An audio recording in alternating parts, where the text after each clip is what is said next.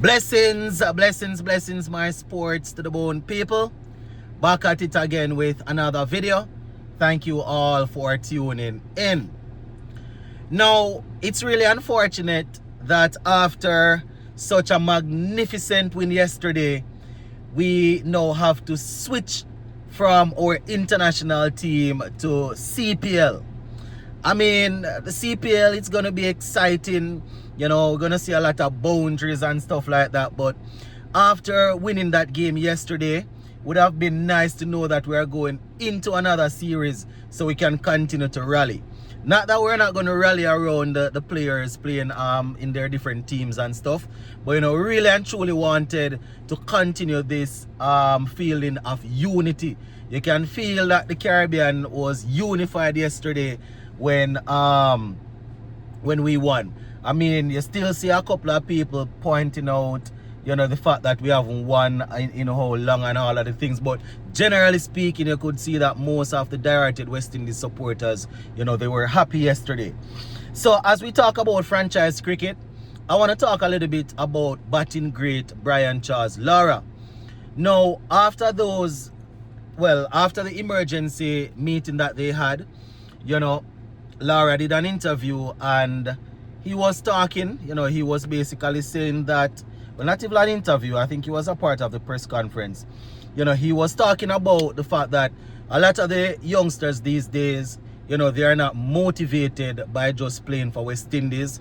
So what needs to happen is that CWI, they need to find a way to, you know, find out exactly what motivates the players and try to tap into it.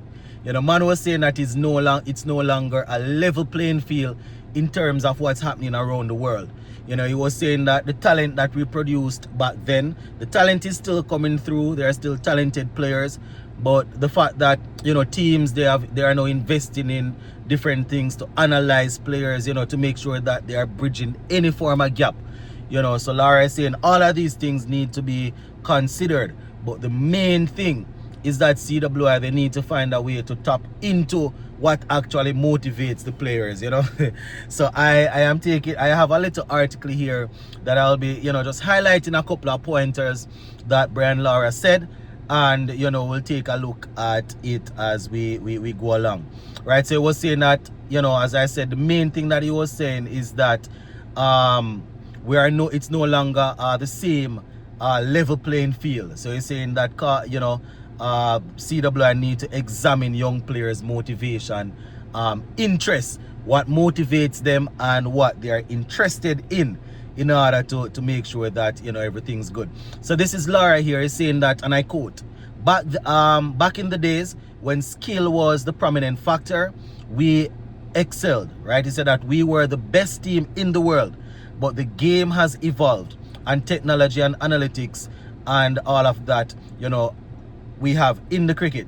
So he's saying that it's no longer a level playing field. So CWI definitely need to make an effort to really find out what the players are seeking. You know, so that is Brian Lara there, my people. He's saying that the motivational factor, right? So let me just pull it up here. He said that the motivational factors we have to tap into. He said what motivates the youngsters today.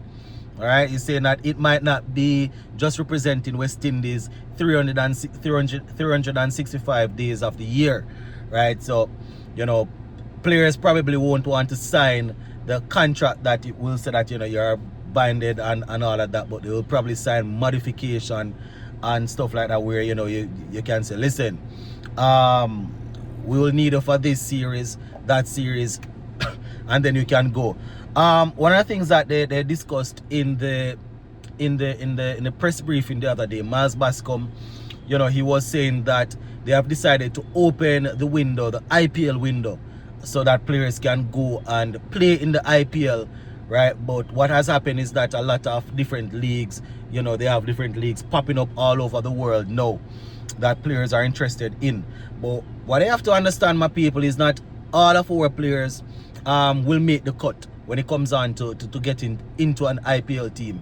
So with all of these leagues popping up, you know, players will continue to go there because guys are going to look to maximize, you know, on their potential, you know, maximize on their earnings.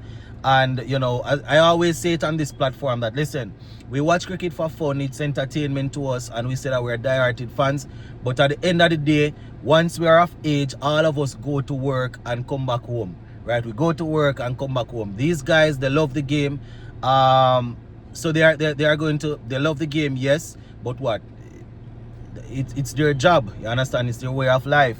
I think it was even Miles Bascom in the press briefing was talking, and he said that we're never going to be able to compete with what's happening around the world in terms of the franchise, right? We can't compete with franchise, you know, so that simply means that there's always going to be a problem. Man said that the fact that we can't compete with franchise, it's probably mostly going to be players going off, you know, players being patriotic.